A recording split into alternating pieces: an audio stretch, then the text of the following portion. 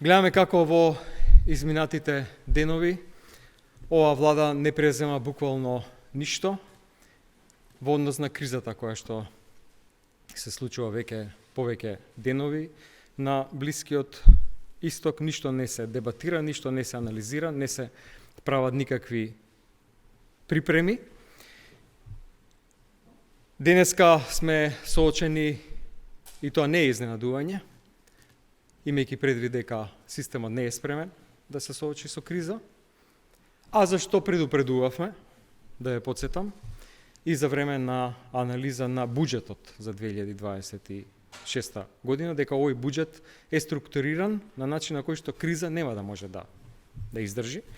И после денешната одлука со која што од утре цените на горивата растат од 74,5 на 79,5, супер бензинот, дизелот за 20% од 71 на 85,5 денари.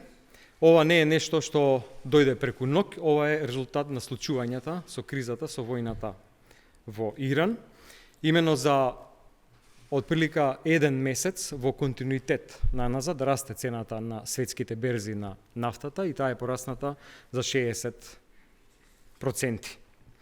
До сега требаше да има вонредна седница на владата, би рекол и не една, повеќе, за да се спреми системот, да се донесат мерки за да вакви ценовни шокови граѓаните не почувствуваат.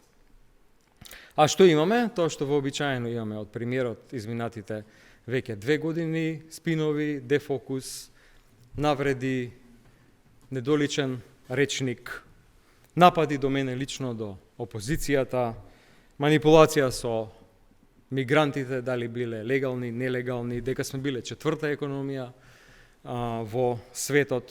И покрај тоа што предложевме конкретни мерки, платите не ги зголемија, толку што се реално потребни, за да може луѓето да преживеат. Никакви мерки нема ни во земјоделството и покрај апелите кои што ги имаат земјоделците, покрај тоа што ние на тоа укажуваме изминатиот период.